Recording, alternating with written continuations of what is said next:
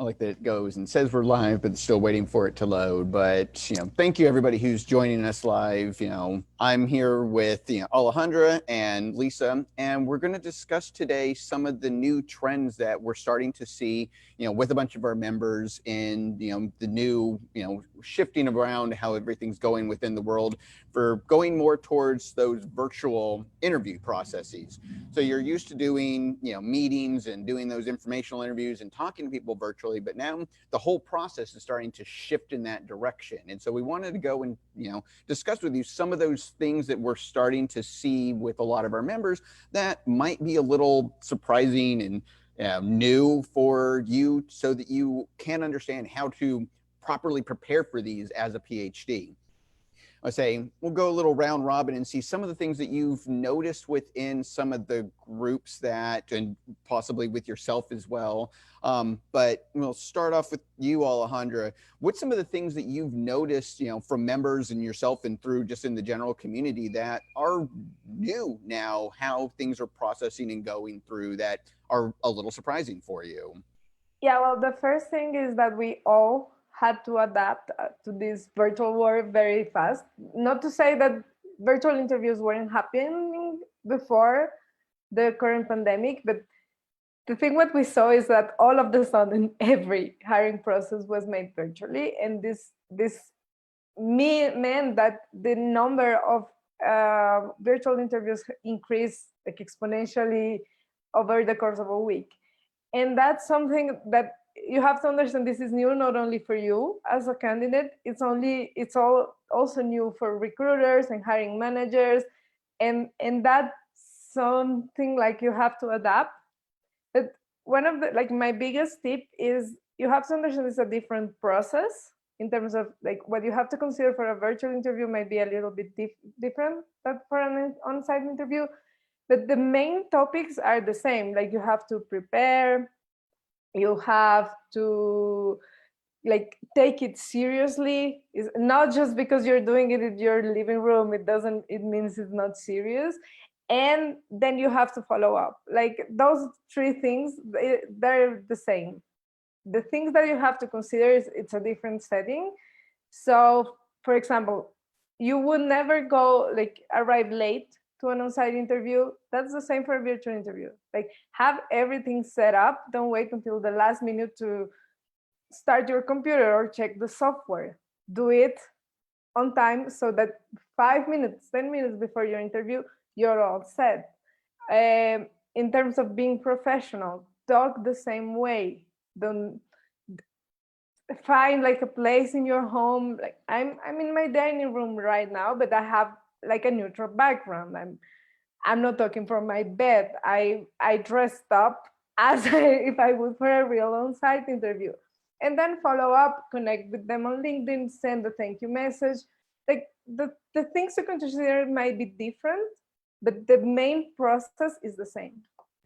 No, that's great, because that is one of those, people are starting to get more comfortable and, they're going through and thinking oh, I can go through and, maybe not wear pants today, but no, you still need to get yourself fully prepared and fully, ready, and not just, professionally. You wouldn't show up to an on-site interview in your pajamas, and you don't want to show up for a virtual interview in your pajamas either. These are definitely good tips, because you want to treat it the exact same way as you said. And that is one of those things that's a little different, because it is hard because you're at home, but getting yourself all prepared as you would for any other type of interview is the best thing you need to be doing. Lisa, is there anything you want to add on to that, or anything different that you've seen as well that people are now processing through? Absolutely. Thank you, Elliott. So I definitely agree with what Alejandra said. Treat it the same, and wear pants. Unless you're wearing a skirt, I suppose. You don't necessarily need to wear pants if you're wearing a skirt. But the point being is that you wear professional clothes, even more so than what is actually seen on camera. So aside from wearing pants, my suggestion would be, so virtual interviews have always happened. Most often they were related to positions that would be more remote, or they could be related to positions where you were interviewing in where you were located in one position and one location, and then the position itself would actually be across the country or even across the globe. So obviously virtual interviews in those cases were normal. Now you could be doing virtual interviews for a position that, you know, could be down the road from where you're actually located. So the point being is that your position, you're interviewing for a position that will turn into an on-site position. So when you're interviewing for that, you want to make sure that you address the same considerations that you would for an actual on-site interview. So because things that are important is how do you get along with the team, the interpersonal interactions, because in video versus in person is different. You can get a good feel for how interactions can happen in person through virtual interactions, but you want to make sure that you establish that it will be a good fit if you move into the office. So if you all come together and you're all interacting in one meeting or one room that's all in the same place, you want to make sure that that you've addressed the fit. So when you're interviewing, you want to make sure to interact with as many people as reasonably possible for the process, whether it's during the interviews or if you connect with people after the fact or before, and you just like with information interviews, we've always recommended you do those, but doing them now can be additionally helpful because that way you'll get the opportunity to meet more people on the team. And then you can get a good feel through the virtual interaction, whether or not, you know, anyway, you get a feel for what it could be like in person. So that would be something that I would suggest is take the virtual interview serious, treat it as if it's an exact, like it is an on-site interview, even though you're not going anywhere. And ask the same questions that you would in terms of what's it like in the office, what's the culture, we have lists of questions. There's actually a really great blog for interviews in general. It's called 50 Informational Interviews 50 questions to turn an informational interview into an actual interview. I forget the specific title, but if you search Cheeky Scientist 50 questions informational interview, you'll get it. And we can add a link to it in the bottom of this post as well. But anyway, there's a lot of great questions in there that you can ask to determine the culture of the company. And I would say that in a virtual interview, it's even more important to ask. It's always important to ask those questions, but I would say it's even more important to ask them during a virtual interview because you're not going to get the in-person feel, right? Because when you go on for an on-site interview, you get the feel of the office, you get the feel of the dynamics of the people in the room, and you get the feel of the company and all that kind of stuff. So you're not going to have that. You're not going to get that through virtual, right? Because it's a very limited window of interactions. You're not going to be driving to the place or going there and interacting with people. So I would just make sure to ask the questions so that way, if it turns into an on-site position, that it's a good fit, right? Because so often one of the things that we have is people they don't necessarily, and just on the point of corporate culture, it's important to address corporate culture. Right? You want to make sure that the culture of the company is something that is of interest to you. Because a lot of times we get, and maybe even more so now than before, is that there's a sense of desperation of I need a job now. There's, hiring is this or that or the other. And it could just be a mindset thing. But you want to make sure to, I totally lost my train of thought. You want to make sure that you do the questions so to get an idea of how that fit would be. I guess that's where you were going. Yeah, exactly. Because the culture is going to be, corporate culture is always a very important thing because if you start a position, but you're not honest with what you're looking for and what is a good fit for you, then it's just a really challenging situation, right? Because nobody's really happy with what's actually happening, what the position is, what your responsibilities are, what the goals are of the company. So alignment is always really important. So be honest with yourself if the culture fit is a good fit for you.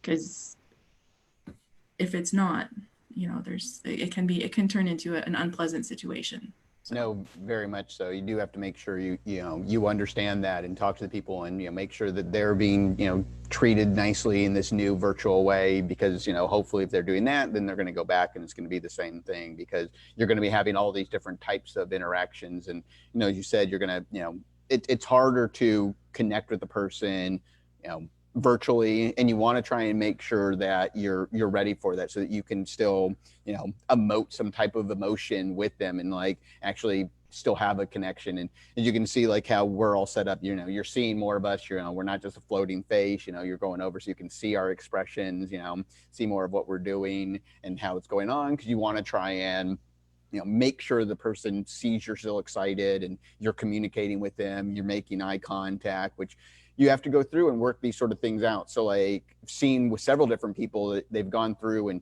you're going to start having more like one-on-ones, which you probably are going to be used to doing the informational interviews. You're potentially going to be having panel interview portions as well, just like you would on site. You're just going to now be shifting these to virtual. So as you see, there's 3 of us here. There could be a situation where there's 3 people who are interviewing you, or up to 5, or a dozen. Who knows? They can schedule everybody out. So you're going to go through and you'll have like one-on-ones. You're going to then go over and like talking with the person about specific questions, getting to know them better, and then potentially, depending on the position and the the fit and how that company runs, you then might be doing a panel interview with a bunch of people, trying to make sure that you're maintaining eye contact with the camera, so you're making eye contact with them. So these are things that you need to try and work out, and it's the only way to really do this is practice. So you want to go through and do these sort of things, and you're going to go through and find that yes, it's a little more difficult to then read the person. You still can, but you want to really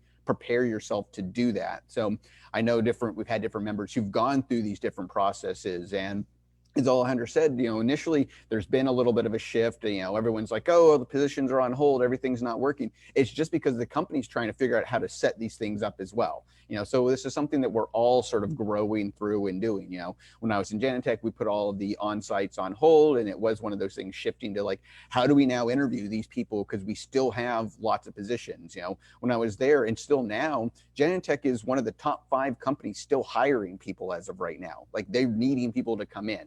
There's lots of companies that still need people to come in. They just had to go through and take a little bit of time to figure out, how do we now do these new interview processes, because everybody's learning. So, you need to get yourself prepared. You need to be able to excel at this, because they can see that you can then shift the way you're doing, so you can shift into a new role at the company as well.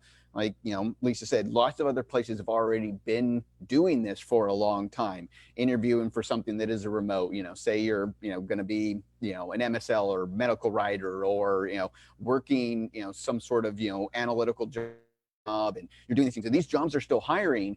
They're just now shifting the way they're doing the interview process. So you need to go over and like really take all these things. You're taking it seriously. You're still preparing yourself mentally. You're still going over and acting as if it is a true on-site interview, and just making sure you continue down that path, because it will eventually shift to you being on-site. They'll potentially do virtual onboarding, but you're going to then go back in and be working with this team in some fashion, and you need to continue to make sure you're prepared for that.